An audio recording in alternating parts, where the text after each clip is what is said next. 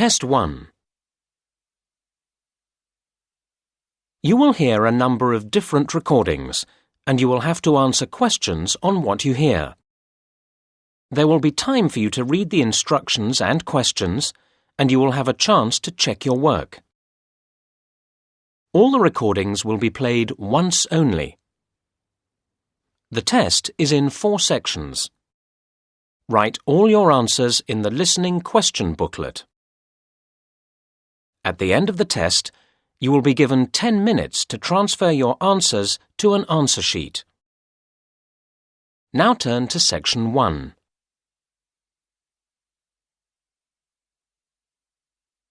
Section 1. You will hear a woman calling an accommodation agency about properties to rent. First, you have some time to look at questions 1 to 4.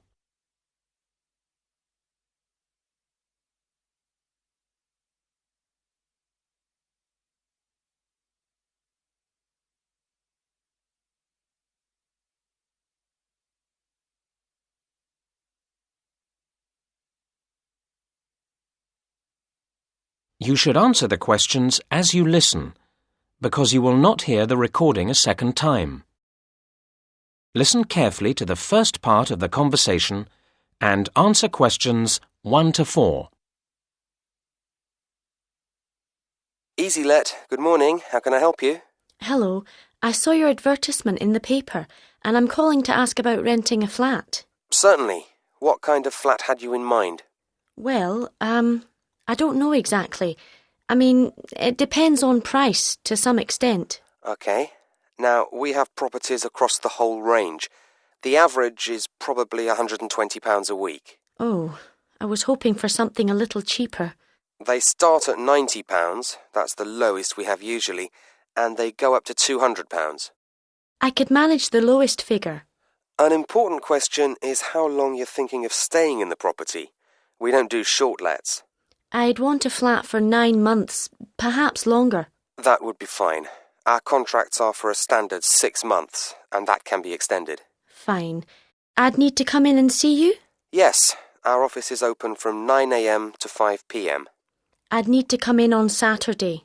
Okay, then we're here between 10 a.m. and 4 p.m. We also open on Sunday mornings until 1 p.m. Saturday is fine.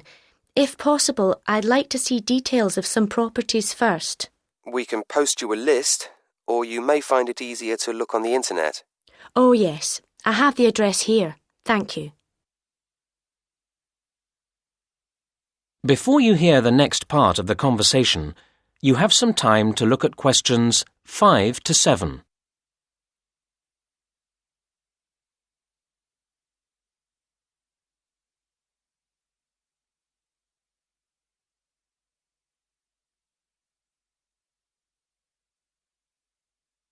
Now listen and answer questions 5 to 7.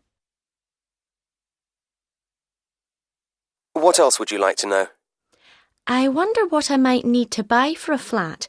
What's included in the rent? That depends on the flat to a certain extent, although some things are standard in all flats. For example, every flat has kitchen equipment provided for your use. Good. Does that also mean tableware, cups, glasses, plates? In some flats, but not all. OK. And bathroom towels, sheets and so on? I don't think any flats have those included. I can easily buy some. I don't suppose flats come with a TV? In fact, they all do, although they may not be the most modern models. Oh, that's fine. But it's different with the telephone. That's up to you to organise. These days, most people seem just to use their mobile phone. I can imagine. What extra charges would I get? Is heating extra? Yes, it is. But the water bill is part of the rent, so you don't have to pay for that. Right. I've noted all that. Before you hear the rest of the conversation, you have some time to look at questions 8 to 10.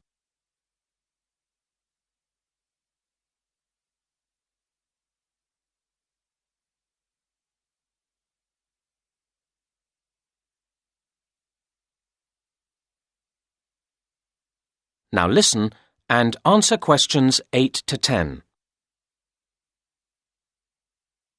Are you looking to move into a flat soon? I hope so, yes. The thing is, we have a few flats at the moment that we'd like to get rented out by the end of the month. I see. They're all good flats, and at the price you want. There's one in Eastern Towers, one in Granby Mansions, and another in Busby Garden. All three are nice blocks of flats.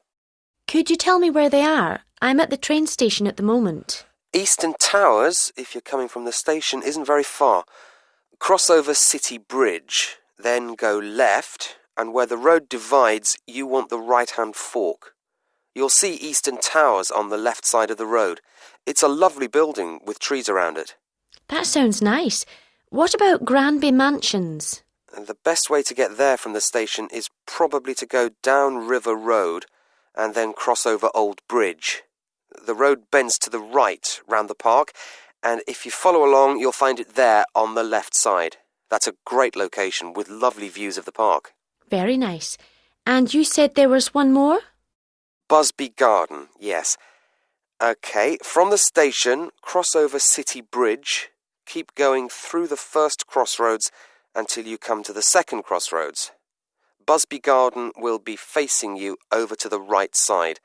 It's very convenient for the shops. Fine, thank you. Well, I'll see you on Saturday. That is the end of section 1.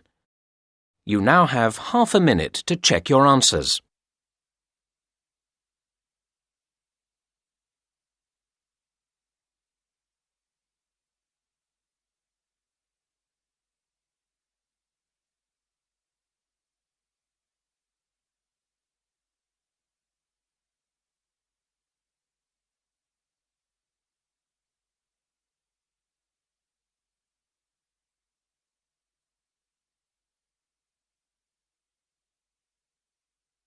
Now turn to section 2.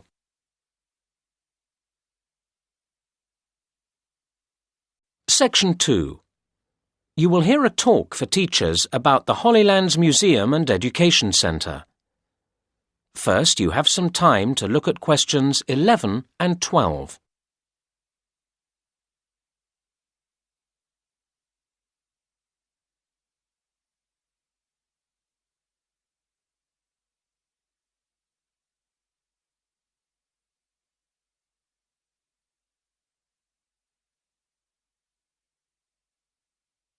Now listen to the first part of the talk and answer questions 11 and 12.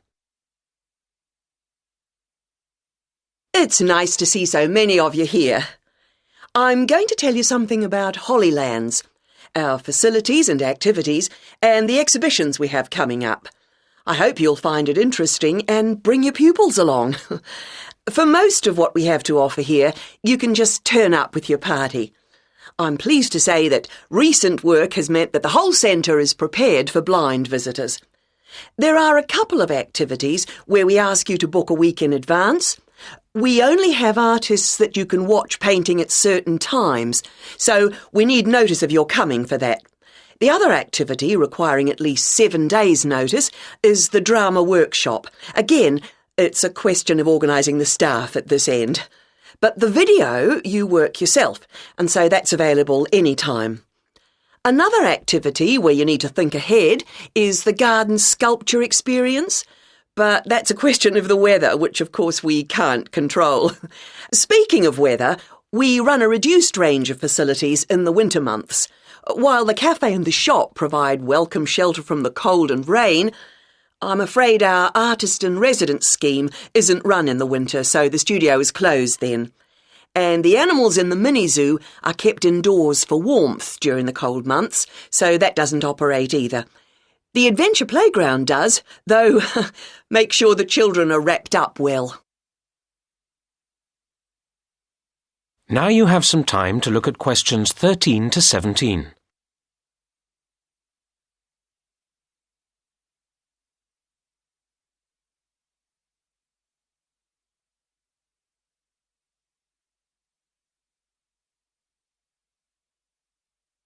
Now listen to the next part of the talk and answer questions 13 to 17. OK, Now, we run a programme of exhibitions through the year, so I'll tell you about the next few. Our current exhibition, Local Lives, ends on the 26th of August, and then one called History in Pictures starts on the 28th of August. This includes all sorts of objects and experiences from the past, such as farm machinery and some cars. We're sure children will love the chance to have a ride on an old bus. Next, we're running a show called People at Work, and this will open on the 19th of September. There will be pictures and videos depicting all sorts of jobs, from coal mining to flying planes. And there's a careers advice service available for everyone to consult. Following on from that show, we're putting on an exhibition called Land from Air. This starts on the 11th of November and includes hundreds of aerial photographs. A competition accompanies the show with the exciting prize of a balloon trip for two. So we hope to see you at least one of the exhibitions. Now you have some time to look at questions 18 to 20.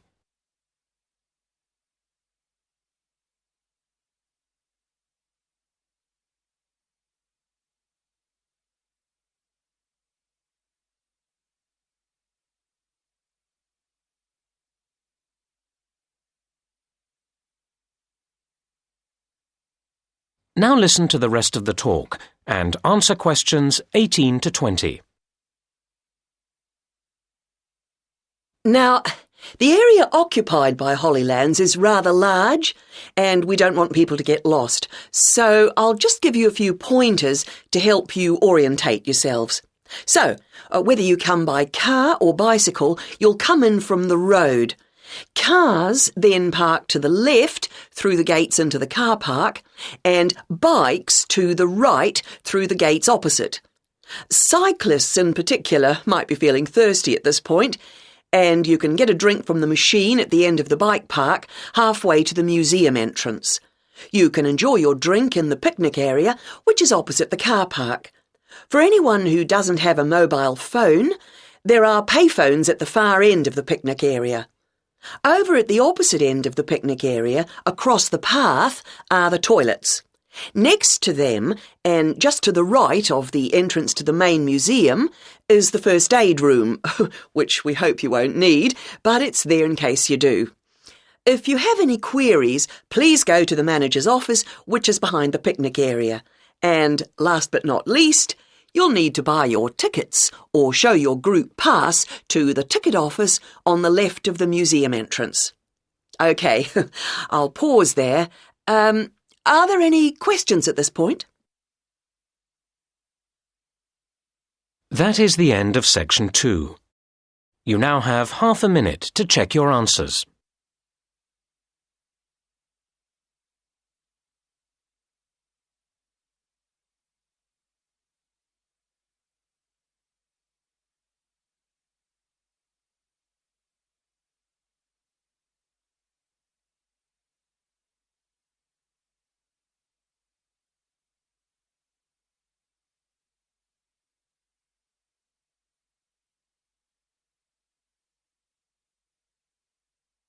Now turn to section 3.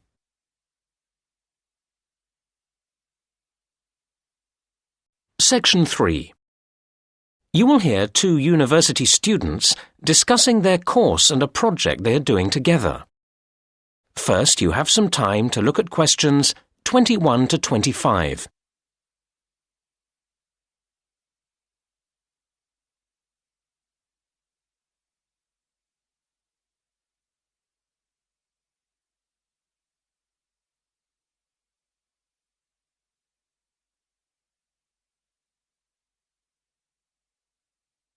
Now listen to the first part of the conversation and answer questions 21 to 25.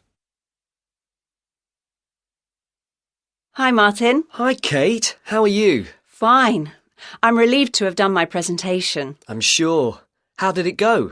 Oh, OK in the end, but I was ever so nervous beforehand. It's silly because I do know my stuff quite well. I must know those statistics inside out. But when you have to get each table of results to come up in the right order, it can make you nervous. It was my first time using the computerised projector, and I was sure I was going to get the controls wrong or something. And, of course, that's not a good situation if you know you've got to listen to questions carefully and be ready to answer quickly. But it was fine once you got going. Yes. I do feel that the standard of presentations could be improved in general. I think a lot of the lecturers agree with me, although I don't honestly know what they can be expected to do about it. Students need to appreciate the difference between style and content. Too many presentations are just a mass of detailed content, all very worthy, without any attempt to engage people's interest. Basic things like looking at your audience's faces seem to get forgotten, and that makes it harder to concentrate on the points made about the research itself. Yes, there are quite a few improvements I'd like to see. Take tutorials, for example. I feel they're often a missed opportunity. I come out not feeling sure about what I've learnt. Week in, week out, I faithfully plough through the reading list, which is fair enough, but then the discussion doesn't seem to extract the main issues. It's frustrating. I know what you mean. Mind you, we have to take some responsibility ourselves. I actually got quite a lot from that skills workshop I went to on taking notes, and I'd like to make similar improvements in the next semester. The reading list we get has several websites each time, and I want to learn to navigate my way round them more effectively. Now, that sounds a good idea. Mind you, it means spending more time in the library. If you can get in. You mean because it's too crowded? It isn't big enough, is it? Well, I don't know. I mean, I like to work late in the evening, and it shuts before I want to finish. But I know you can access the catalogue from a laptop. Which, personally, I haven't got. Actually, the problem for me is that I like to get up early and start work straight away, and they don't start until 9. I wish they'd change that. Now you have some time to look at questions 26 to 30.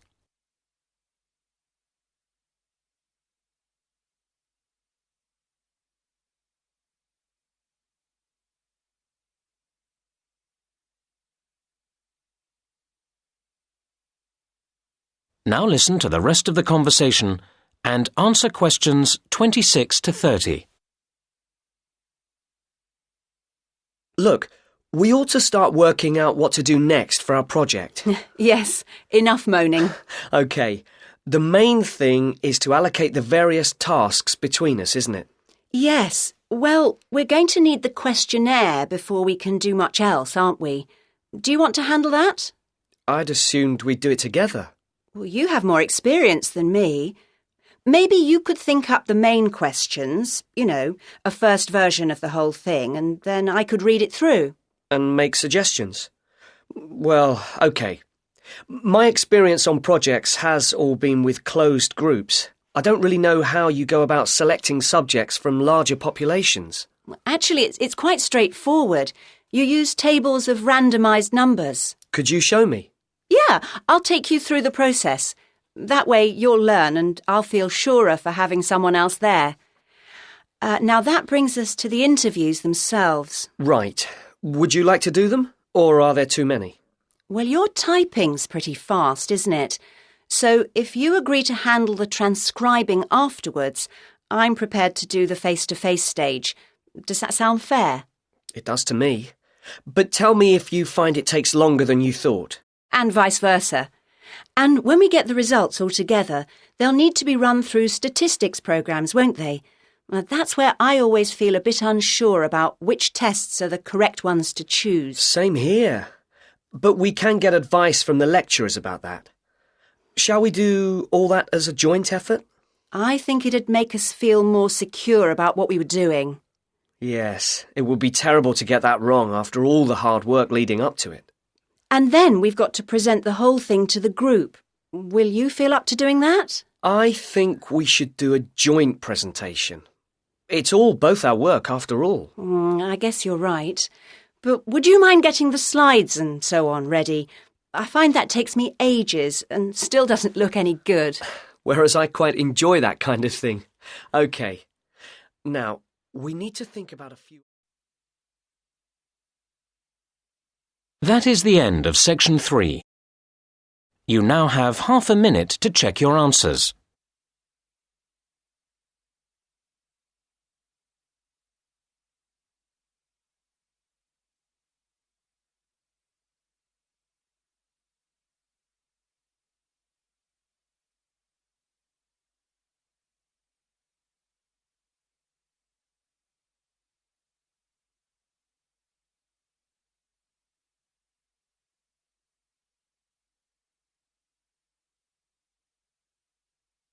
Now turn to Section 4.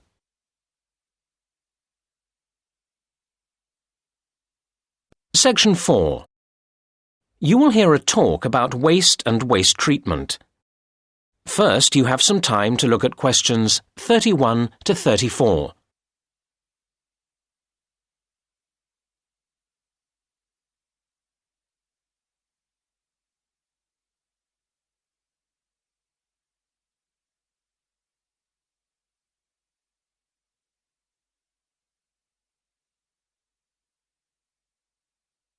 Now listen to the first part of the talk and answer questions 31 to 34. Good afternoon, everybody. Today I'll be talking about the issue of waste, which has become an immense problem in today's society. We face huge challenges in terms of reducing its creation in the first place, and then in dealing with it when it has been created. Now, the model of nature would be our ideal, a completely cyclical system in which no excess waste is generated that can't be processed by itself. However, we humans have proved, despite our apparent intelligence and ingenuity, quite incapable of achieving this. Where did it all go wrong? We have evidence that in ancient Greece and Rome, governments operated municipal waste collection, and a huge Stone Age mound was identified some years ago in Norway as waste disposal. So we can see that people have been generating waste for a very long time indeed. However, during the Dark Ages, sophisticated municipal waste processing disappeared. The medieval answer to waste was to throw it out of the window. But this waste, apart from broken pottery and a few metal objects, was largely organic. This meant, of course, that it was quickly absorbed into the environment by the natural processes of decay. However, many concerned people, such as doctors, claim that this created health problems, although it wasn't until science produced convincing evidence of the connection between rubbish and disease that governments began to see the importance of dealing with the problem effectively. Unfortunately, their response has remained slower than the generation of waste. It is very hard to deal with waste that won't melt into the environment, as so many of our modern consumer goods won't. And that's why the invention of plastic has caused the worst headache for the environment. It's more than nature can deal with. Now you have some time to look at questions 35 to 37.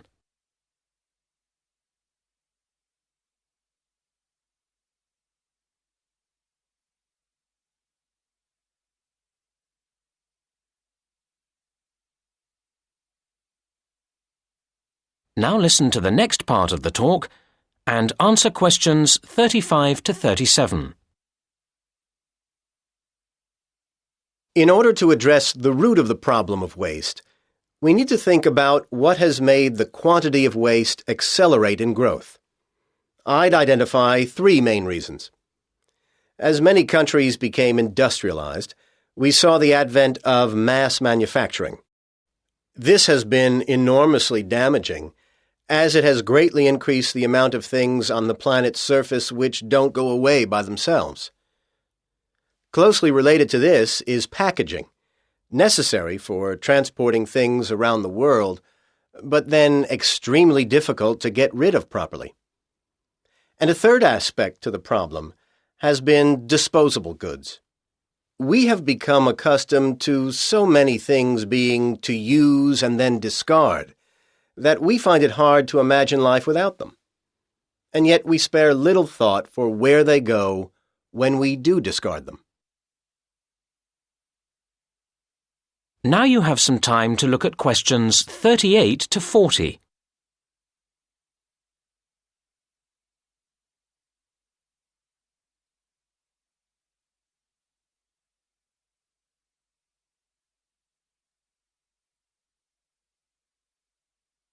Now listen to the rest of the talk and answer questions 38 to 40. Right now, let's move on from where all this waste comes from to what is done with it all now it's here. Different countries deal with waste differently. Of course, each country also changes what it does, so the figures for waste treatment I've got here are likely to change in the future. Let's look at municipal solid waste, or MSW. MSW is important to consider because it's effectively a measurement of consumerism, how much waste people produce that goes beyond the absolute basic requirements in life to eat and drink. One of the main ways of dealing with MSW is incineration, burning it. This is adopted variously around the world. The UK burns relatively little waste, as does the US, while Denmark burns about half of all waste, and Japan uses this method for as much as 3/4. These are broad brushstrokes, of course, because an important issue is how efficient and clean the burning process is. Another major form of waste treatment is using landfill sites, basically burying the waste in the earth. Currently, this method is the dominant process used in the UK at over 80%, and is also heavily used in Germany and in the US, while densely populated and mountainous countries such as Switzerland and Japan dispose of relatively little this way. A third and much better way of dealing with waste is to recycle it, turning it back into more things we need. It must be said that much depends here on whether further waste is generated by the recycling processes themselves. The UK and Japan have rather poor records in recycling, while Switzerland tops the table in this respect, and reasonably impressive levels are achieved by Denmark and Germany. I really hope that if we all gathered here again 10 years from now, these figures would be much higher. Time and a lot of effort will tell. That is the end of Section 4. You now have half a minute to check your answers.